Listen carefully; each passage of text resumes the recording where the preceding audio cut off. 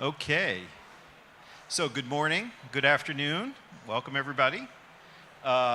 Both here in Dubai and those of you out there in TV land, welcome. It's my pleasure to be moderating today's discussion of the Global Decarbonization Accelerator here at the Global Decarbonization Accelerator Pavilion. I want to say thank you first of all to the COP28 Energy Transition Team and to the Atlantic Council Global Energy Center for having us here at the GDA Connect Pavilion to engage in what I think is going to be a very interesting discussion. These panel discussions that we're having here are going to be live streamed and they'll be published on the Atlantic Council webpage. So please visit the webpage for details about the GDA Connect agenda and to view the recordings. There's been a series of conversations over the course of the conference and all of it's very valuable content. So without further ado, it's my pleasure to introduce today's panelists. So first to my immediate left, we have Hilde Rood. Okay. Hilde Rood, who's Senior Vice President of Climate and Sustainability, Equinor. And then Bjorn Otto Sverdrup, who is Chairman of the Executive Committee of OGCI, which is the Oil and Gas Climate Initiative. And we are here today to talk about really a signature event that happened yesterday, which is the initiation, the rollout of the OGDA, the Oil and Gas Decarbonization Accelerator, that was announced by His Excellency Dr. Sultan Al Jaber at the start of yesterday's proceedings. Bjorn, maybe you could explain a little bit, like, what is the OGDA? Could you give us a little bit of an insight into that? Yeah, thanks, Mark, and thanks for all of you for being here. So, yeah, I think actually quite a lot of people were surprised to learn that in one of the opening days of the climate summit, the oil and gas industry came together and announced a big charter on decarbonization. And to me, the significant thing was that 50 companies came together, predominantly national oil and gas companies. And they all signed the charter, and we're going to come back to the details of that, but signaling an intention and a direction of travel that I dare say that we haven't seen from many of these companies before. And we're still living in a world where a large share of the energy mix is coming from the oil and gas. And to decarbonize that activity, to reduce those emissions as much as possible, is very important even in the short term, even if we're in a deeper transformation. And maybe you could give us just one or two beats on the details of what makes this OGDC so powerful. What are some of the key elements that... Yeah, okay. So we have had different initiatives earlier. You have had individual companies coming forward to pledge net zero operations or to reduce the scope 1 or 2 emissions, or even scope 3 emissions like Equinor, for instance. You have had groups of companies doing that through, for instance, the Oil and Gas Climate Initiative. We did that in 2021. Still, I believe what was announced yesterday stands out in a bit of different things for some reasons. Point one, reach. So 50 companies. At least 20 of those are national companies like from Uzbekistan, Angola, Nigeria, Malaysia, Indonesia, countries that have never really articulated any climate emissions before. So have in mind, the oil and gas industry is using a lot of energy to produce energy. And the total emissions of that is 5 billion tons per year, 5 gigatons. So reach is very important. I think what many kind of look to, and EDF also talked warmly about this, because it's action-oriented. And it's a clear timeline set out. We talk about 2050 for the whole guacamole, short-term focus on methane and flaring towards 2030. And then I think it's a combination of short and long term. Two more things, if I may add. Collaborative spirit to address it as one industry, sharing and learning.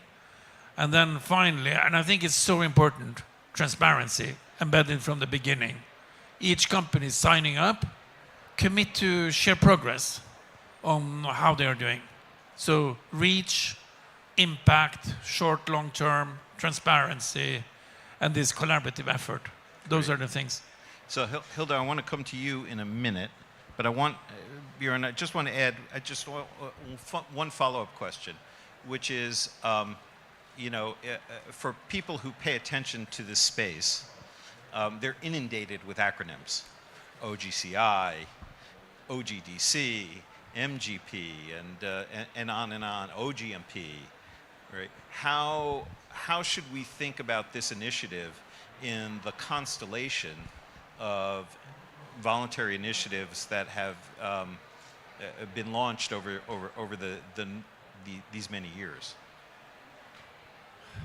So for now, my thinking, we've been working with this for quite a year, and being the COP in Dubai, it's led by a country that's close connections to the global south, even an OPEC member country, different religious approach than other parts of the world. We recognize, this is probably the opportunity to attract companies that haven't really checked in on the climate journey. And if we didn't use this opportunity, when will we get it again?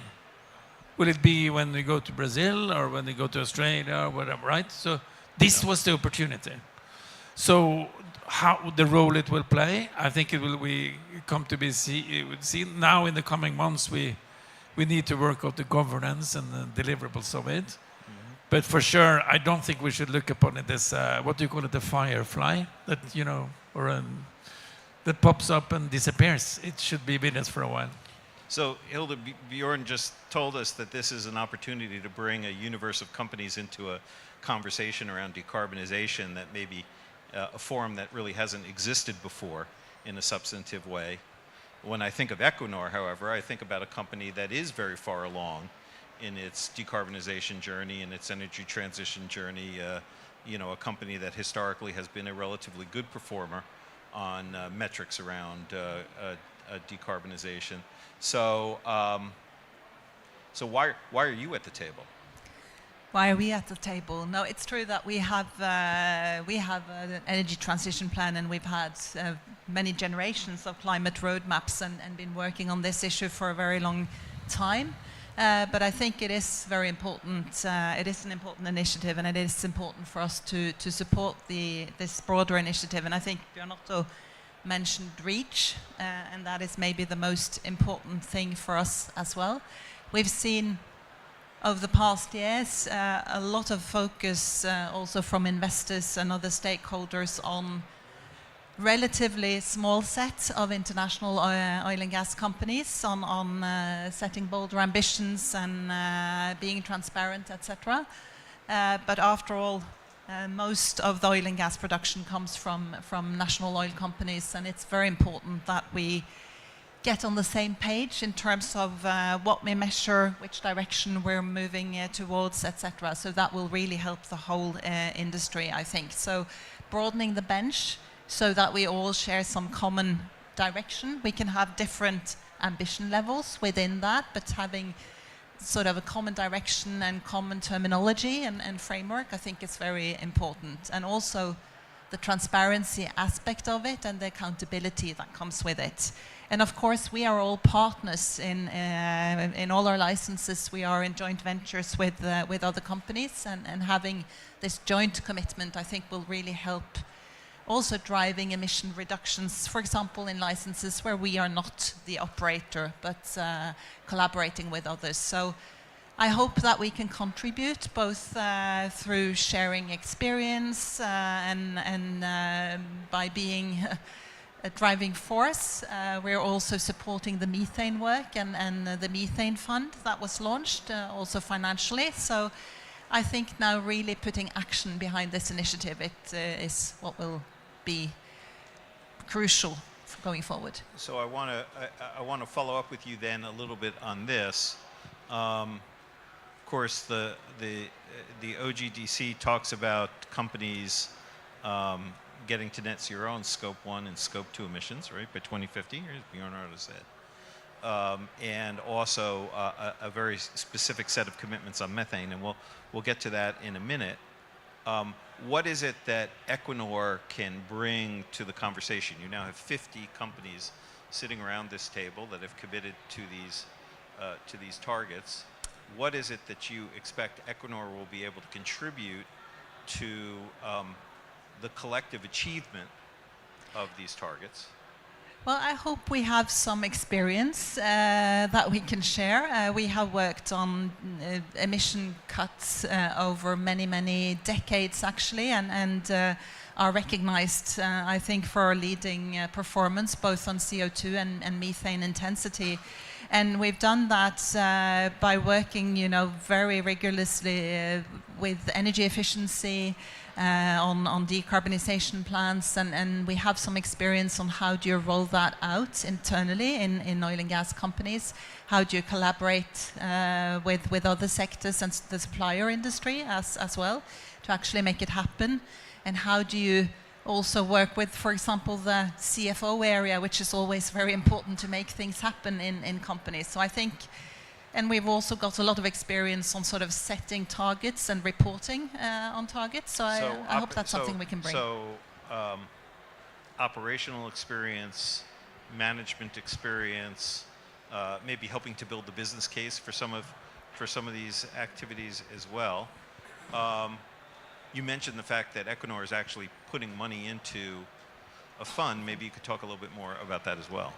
Yeah, so this is also quite a unique announcement, I think, the methane fund that was launched yesterday, where several companies are contributing with substantial funds, contributing $25 million from Equinor, and so are several other oil and gas companies. So that will be governed by the World Bank, and is targeting methane reductions in developing countries. So that's probably one of the more powerful things you can do to address methane emissions, and at very low cost with very big results in a short time frame. So a very tangible, concrete outcome, I think, of COP28. So with that, if I could ask, therefore, what is it that you hope to get out of the partnership? So these are all the things that you're bringing to the table. What are you hoping to get out? And then, Bjorn, I want to maybe throw that over to you as well. The Oil and Gas Climate Initiative represents 12 of the world's largest oil and gas producers, many of whom are on this. What are these companies hoping to get out of this collaborative, as well as what they're contributing? So I'll start with you, Hilda, and then maybe ask the same of you, Bjorn. No, we certainly hope that this will move the whole oil and gas industry forward in being even more ambitious on emission reductions and seeing tangible results. So, of course, I think now we have around 40% of global production covered under this charter. So we would like to see even more signatories, even more reach. But we would like to see real emission reductions coming out of it, and also increased transparency on emissions and targets and concrete plans, and a lot of collaboration. And I think that will, have the effect that once you start reporting and measuring and making plans, you also have the opportunity at a later stage to scale up even more. Yeah. So Bjorn, I'll throw that over to you again. 12 of the world's leading oil and gas producers, many of whom are already, on their decarbonization journey. So what is it? What is it that your members are hoping to get out of this kind of broader collaborative within the industry? I think there may be different reasoning among different companies, but I believe there are particularly one thing that unites them, and that is, if you look at the climate science, we know that all sectors need to contribute. And there is a recognition among those CEOs that methane and flaring emissions reductions in the short term is the most cost-effective, the most immediate and impactful action that this industry can do. And it's also particularly important because if we are able to fix that within the coming years, it buys us time, not only us, but I mean basically humanity, to figure out more complex solutions and to scale a renewable system. So I think it's the size of the price. And I'd like to remind us about that. So roughly 2 billion tons of CO2 equivalents are coming from methane leaks in the oil and gas sector. And if you put that into perspective, that's equal to all airplanes in the world, all ships, and all ships one more time. And if we're able to bring all that to zero, it's very material. So that's why John Kerry, for instance, yesterday said, this is the most impactful climate action across any sector we need to do. So I think, to me, this is my impression. None of the CEOs need any more further, then it's okay. Of course. So, yeah. This is the thing. And then you can say, some are saying, oh, it's your product. And it's about the attractiveness of natural gas in the future. I think it's part of it. But I think it's this climate science story that is the most compelling one.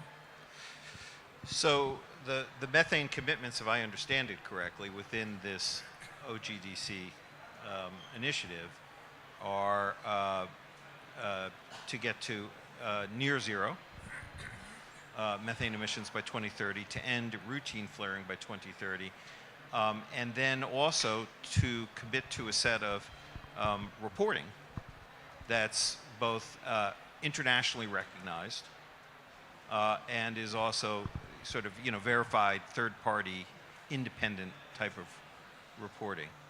How important do you think the transparency piece of this initiative is, Hilda? Well, I think it's very, very important. I think, first of all, it builds trust and credibility. You need to be open about emissions and to really get that trust and credibility. So it's important in itself. It's also very important because you need to measure and you need to verify and set a baseline if you want to have ambitions and targets. And once you start doing that systematically, I think you get very interested in improving and comparing yourself with other producers, and that really drives action. So I think reporting in itself it's important for credibility and accountability purposes, but even more so, it does drive action if it's used correctly. It informs you about where should you focus your actions, where are the biggest opportunities. Yeah, and Bjorn, do you get the sense that well, let me ask it like this: a number of these companies are coming from parts of the world, right, where information is not always readily available.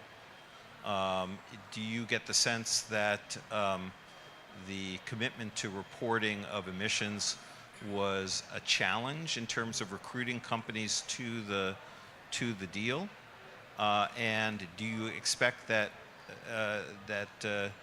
achieving the transparency that is called for in the climate initiative, this initiative, will be a challenge to achieve?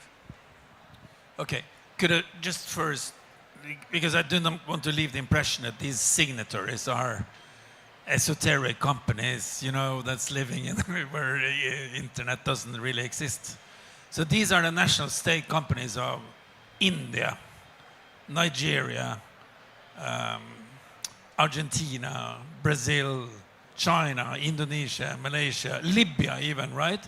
So it's these are some of the biggest companies in some of the biggest countries in the world coming together. And I think this is, to me, very important, because this means that they have an okay from the ministry to focus on methane. And it means that basically now it's not governments committing anymore to some pledge on methane. It's the one who's going to do the action who are committing. So to me, this is very, very important. And then I think they are attracted to, you know, being on the right side of history and say, now it's time. We feel that we are ready to move now. And also because the cost of technology has come down over the last years. We know much more. This gas that's invisible has become visible through technology. The industry knows how to fix it. It is basically a promise you can do, which is kind of, it's extremely stretched, but it's kind of, it is within, it's not science fiction. And I think it's these things coming together, saying the time is right, the sentiment is right, and also there is a bit of a support system, and let's do it as a group rather than as individual companies only. Yeah, I want to pick up on that, because in how you answered that last question, right? You know, inherent in this initiative is it's a very heterogeneous group, right? There's a common denominator in that they're all oil and gas companies, and most of them are national oil companies to boot. But that's probably where the similarities end, and that there's a great deal of diversity. When you look at a company like Saudi Aramco, or you look at a company like ADNOC, you see a company that is a well-capitalized company and with a lot of resources at its disposal.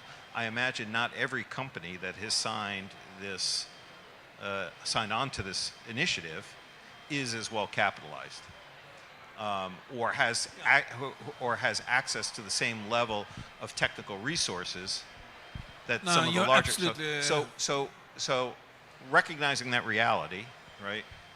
How do we make sure that everyone can actually achieve what they've committed to achieve?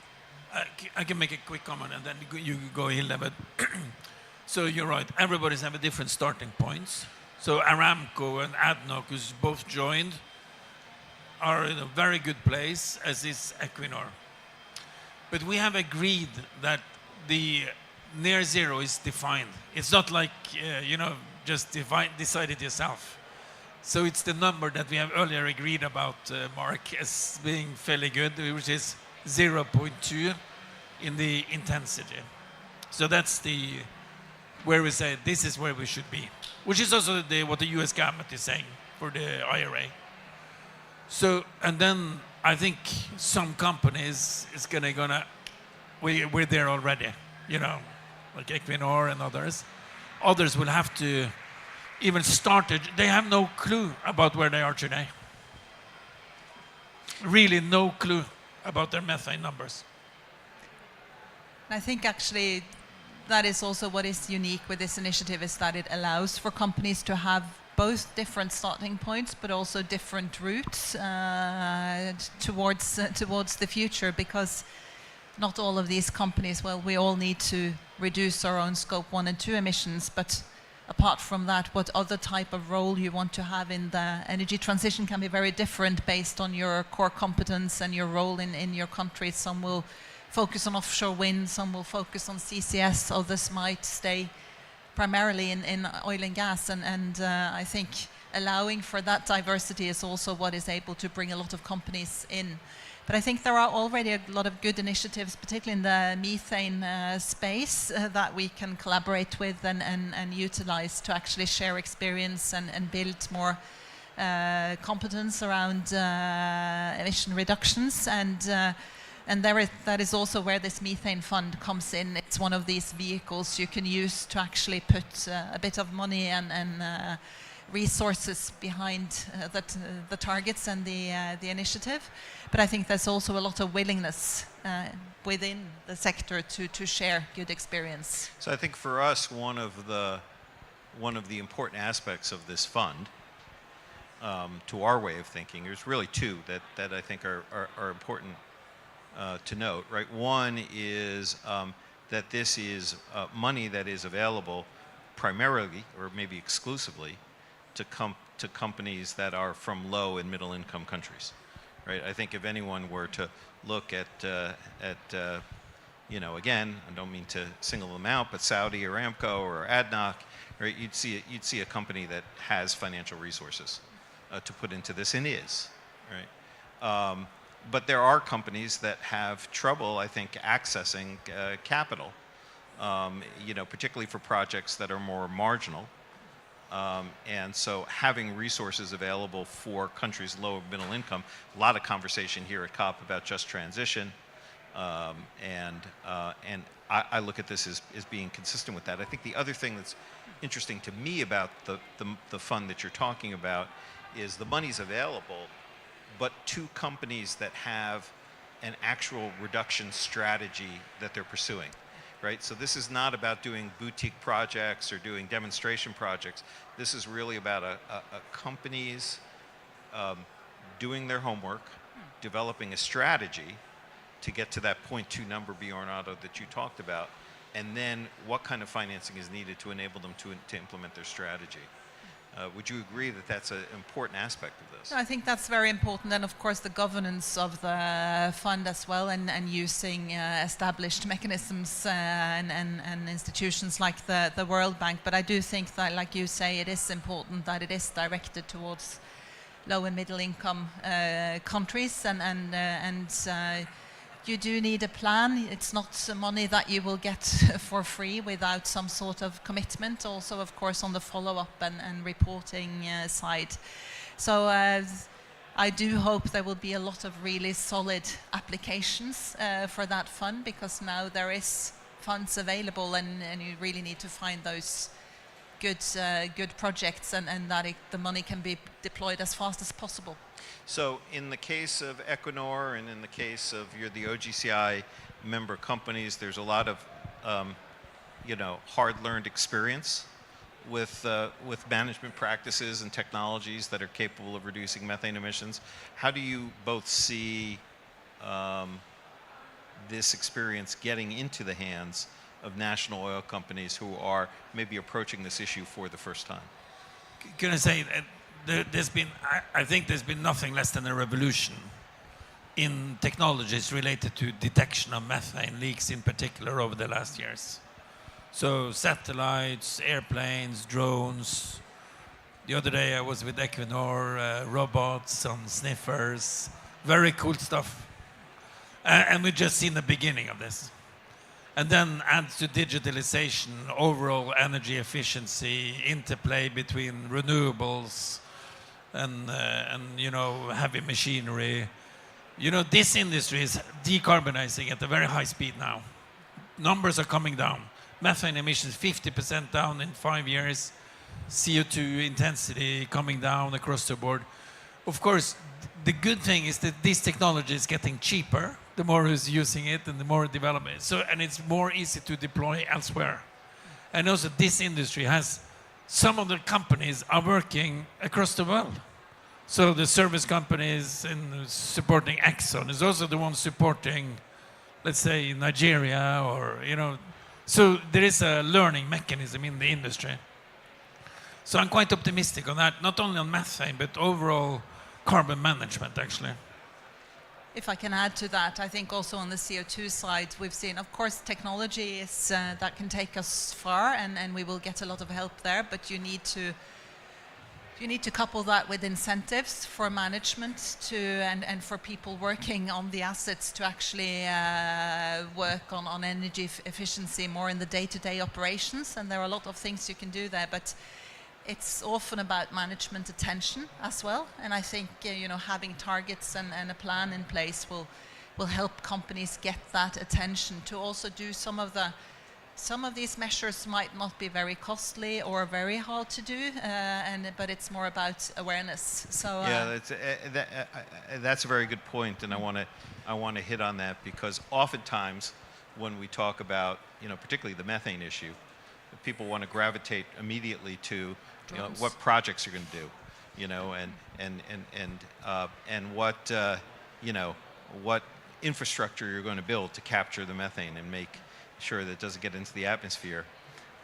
Our research shows that a significant fraction of the total emissions coming from the industry are as a consequence of really operation and maintenance challenges, which implies that there is a culture shift that needs to take place. It's not just about shiny new, objects installed at a well site, but it's very much about how employees and management operates the systems that they already have. Would you? No, I think you're spot on.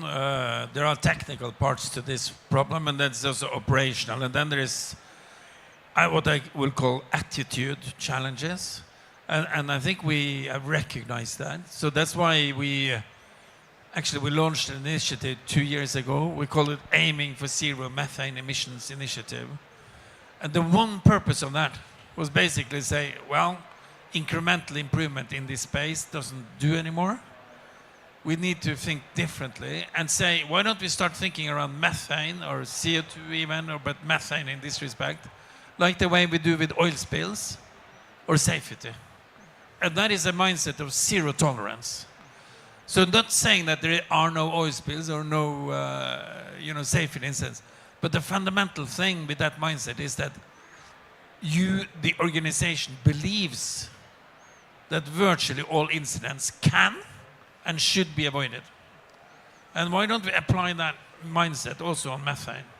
And we felt very bold when we had 12 companies, and Equinor among them, signing up. Since then, 100 companies have joined. So many of those, the most important companies in this industry. I'm looking over across the hallway here. I see Schlumberger or SLB, Baker Hughes, Honeywell, all these companies, even Accenture. And what kind of company is that? Well, it's a consultancy. You know how many employees they have? 700,000. Baker Hughes, 95,000 engineers. So then you can start adding, right? So now I think we have companies, at least where the CEO or the board have subscribed to say, in my company, we have this zero tolerance attitude, and there are millions of people working in those organizations now. So that's at least trying to nudge that, and that spirit is embedded into the charter that we signed yesterday. So I think that's right. And at the same time, you mentioned that you have over 100 companies that have signed up to this near zero pledge. We have 50 companies that have signed up to the OGDA. But not all of them. For this group, we only invited companies that have emissions on their own. But when we're trying to transform the industry, we are also inviting companies that don't have emissions on their own, but are working to provide solutions for reducing emissions. So I could go on with the drilling companies or digital companies or service providers or the field developers that are doing that, and shipping companies that's part of this industry that need to share that mindset and say, hey, I can deliver you that service. I can, I think Equinor have 1 million valves. 1 million valves. And some of those valves, if they don't work right, leak. So you need to have valve producers being mindful of methane leaks. So let's, I like the mindfulness piece, but let's focus on how we should now evaluate the effectiveness of this charter. So again, we have companies that have committed to net zero of their Scope 1, Scope 2 emissions by 2050. There's reference to an interim target. There's the methane provisions, which we've talked about at some length. This time next year, when we're at the next COP, wherever that will be, how will we know that this charter is working? How will we know that progress is being made? What's your KPI for this initiative for next year? Should I give it a try? I don't think all the details have been worked out on how exactly the reporting mechanism will work, but I think we should expect that there will be, annually some sort of stock take of the initiative and COP would be a very good opportunity to do that, and then look at, you know, what was the baseline emissions? Has there been any, you know, real reductions at all? How many companies have set out plans, etc.? I think so. There are probably some metrics and KPIs that need to be worked out. But in the end, these are companies with emissions, and I think, you know, how much are we actually able to reduce methane emissions and reduce scope 1 and 2 CO2 from these companies should be part of that measurement at least. Renato, how do you want to be graded? Okay, so first, I'm not going to avoid the question, but I think there's something to celebrate already. And that is, you know, the reality is that outside of the COP, a lot of the geopolitical or international conversation is broken. Diplomacy is broken. And the fact that we're able to build a coalition across all continents, geopolitically around the climate, is in itself important. And also I think it's very important that companies and businesses are able to talk together around this. So in itself, I think it's an important success to celebrate. Looking ahead, and I think we will be asked to, or we have been asked, and we have said yes to say, okay, we're going to continue to support this effort and try to make it happen. So I think in the short term, the KPIs would be, okay, let's say within the next 3 months, establish a good governance structure. Maybe that would be surprisingly democratic. That would be interesting and transparent.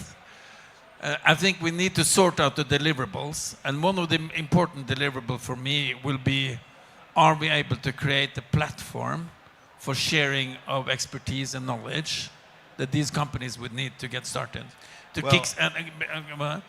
third one, we need to establish one way of keeping track, right? A tracker on are these companies doing what they said they're going to do.